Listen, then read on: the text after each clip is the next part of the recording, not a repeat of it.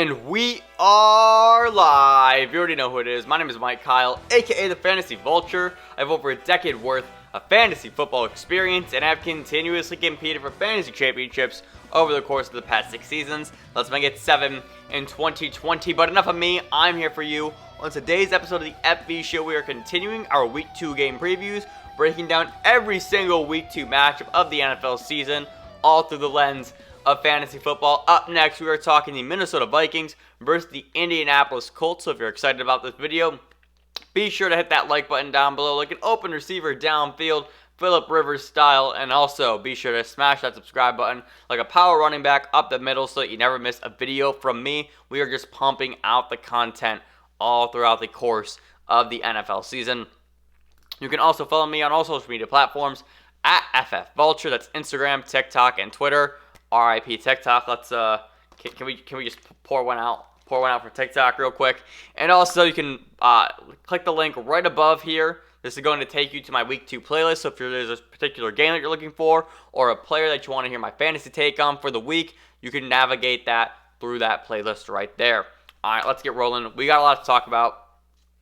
I'm approaching hour 2 of recording. I've done 7 games now. I think this is 8. I still got 7 more to go. We're grinding. You can hear it in the voice. But let's keep going here with the Vikings and the Colts. And over under a 48.5. The Colts are favored by 3. Just some quick game notes and a quick recap of last week. The Vikings got absolutely trounced by the Packers, despite what the score says. They tried to make a late comeback. Didn't happen, and the Colts got upset by the Jacksonville Jaguars. Jack Doyle is out for the Colts this game with an ankle injury. Neither defense looked good in Week 1. I should have added that first before I said that. Marlon Mack went down with a torn Achilles, and Jonathan Taylor, this is your moment, the rookie out of Wisconsin. And just another note here that I thought was really, really interesting. Parris Campbell had 9 targets Week 1 for the Colts versus the Jags.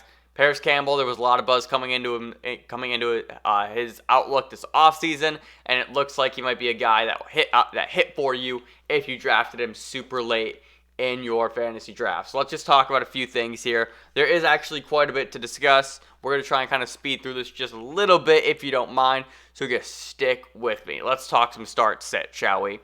Your Minnesota auto starts are Dalvin Cook and Adam Thielen. Very, very simple. These two pieces are the guys that make this offense move. Didn't see enough from Justin Jefferson. Didn't see enough from B.C. Johnson to start him week in, week out. I'm not confident in Irv Smith just yet, and Kyle Rudolph is just kind of there. I'm pretty much only starting Dalvin Cook and Adam Thielen as guarantees from this Vikings offense. On the Colts, the other side, auto starts for me here are Jonathan Taylor. That's really the big one. The auto start here is Jonathan Taylor, and then you're likely starting T.Y. Hilton, Parris Campbell, and Michael Pittman, who's actually questionable with an injury this week as well. Let me pull up what the exact injury is, because I didn't think he was relevant enough to really bring him up just yet. But for the people in deeper leagues, I'll say it. Questionable with a toe injury. Yeah, I knew it was something weird too. All right, let's keep going. So your Colts auto starts are going to be Jonathan Taylor, and then you're likely starting T.Y. Hilton and Parris Campbell. They're not guys that I'm locking into my lineup per se, but they're guys that you are pretty comfortable starting in this matchup. Phillip Rivers is one of my sneaky starts of the week, and that's just because I believe that this Minnesota Vikings defense is not great. This secondary at one point was so good, and over the past few years it's really been on the decline. It's kind of the way that because NFL defenses work. You're kind of like this roller coaster where you make your way up, you reach the top, you're there for a year, maybe 2, and then all of a sudden you just tank and the downslide happens. There's only been a few teams that really just stay among the top defensive teams, and just the 2 that really come to mind are the Baltimore Ravens and the Pittsburgh Steelers as of late. So Phillip Rivers for me is a sneaky start this week given the shape of this Minnesota Vikings defense. But then also just going back to last week, Phillip Rivers threw 2 interceptions, yes, but he also completed 36 of 46 attempts for 363 yards and a touchdown. This cast of weapons, Nyheim Hines out of the backfield. Jonathan Taylor caught 6 passes. Parris Campbell saw the 9 targets. T.Y. Hilton saw 9 targets. Pittman saw 2, and Zach Pascal saw 2.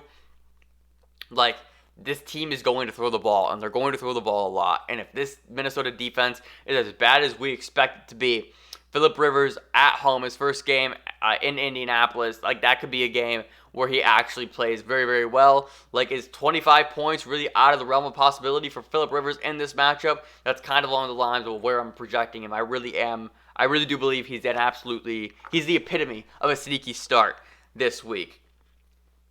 For the quarterback situation in Minnesota, this also feels like a plus matchup for Kirk Cousins. This Colts defense just gave up 3 touchdowns to Gardner Minshew. Take that for what you will. I'm a guy who likes Gardner, so I take that as a good thing. But maybe you view Gardner as a very average NFL quarterback, and if that is the case, what's Kirk Cousins, right? And so if the Colts just did that for Gardner Minshew, what's Kirk Cousins going to do against this Colts defense as well? So this is going to be a plus matchup for Kirk Cousins. That 48.5 over-under admittedly seems high, but that just tells me that Vegas also believes that both of these defenses are not good, and so we're going to get an offensive shootout. However, it would not shock me if this game actually does finish around the 40-point mark. Maybe it is just going to be a week where these guys fall flat, unfortunately. Two players that I really want to spend some time talking about real quick, though, are Nyheim Hines and Jonathan Taylor. With Marlon Mack being gone for the year due to that Achilles injury, Jonathan Taylor for me automatically pretty much becomes a top 10 running back. I know that's not necessarily a hot take, but in case you need to hear that again from somebody else, Jonathan Taylor is going to be an absolute smash play for the rest of the season. He's going to be utterly incredible. Not entirely similar to Clyde Edwards-Helaire because of the offensive differences, but it's just very, very similar in the path that both these guys were guys where we were expecting them to be the second fiddle for the majority of the season, then work their way up to being the number 1 option, where all of a sudden it's just boom, you are now the guy. What are you going to do with your opportunity? Nyheim Hines, a player that I loved all offseason long. I tried to trade for multiple times in my Dynasty League because I knew what Phillip Rivers does, and that's check down to the running back position. He does it. I believe the number is 28% of his throws are to the running back, and that was actually higher in week 1 versus the Jags.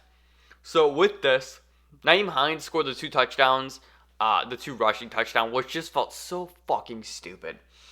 Actually, one was the receiving touchdown, one was the rushing touchdown. The rushing touchdown just felt really stupid. Like, why is Nyheim Hines in the game ahead of Marlon Mack and Jonathan Taylor? Like, not even getting a reception, but getting a carry nonetheless. Just whatever. Nyheim Hines is going to have great value moving forward with this team. He serves as the literal perfect complement to Jonathan Taylor, just based off of run style, right, and just a change of pace. Jonathan Taylor just being that Melvin Gordon type, just power running back, where Nyheim Hines is going to be that third down passing back. Jonathan Taylor, though, catching 6 of 6 targets, really is going to boost his fantasy floor on a week-in, week-out basis if he continues to see that type of numbers out of the backfield. So Nyheim Hines for the rest of the season. I need to stop yawning. Excuse me. Woo! I know it's getting late, and I know I'm getting tired because we've been grinding out now for almost 3 hours here recording these videos. Nyheim Hines this week, pretty comfortable start here for me, especially as your flex option if you need to in a PPR league. I'm pretty comfortable starting Hines here in this game, and kind of almost for the rest of the season too. I want to see what his usage is now that Marlon Mack is officially out of the equation. I want to just see it a little bit more, but I'm pretty comfortable starting him this week, all things considered. That's going to do it for my Minnesota Vikings versus Indianapolis Colts Week 2 game preview through the lens of fantasy football. If you enjoyed, be sure to leave a like down below. And you can also subscribe for more fantasy football content. I'm pretty much pouring out 30 to 40 videos every single week. I'm trying to, at least. Look, when you work 45 hours, it's hard to get some of these videos done. This is what leads us to 1 a.m. recording sessions. You know what I'm talking about? You can also follow me on all social media platforms at FFVulture.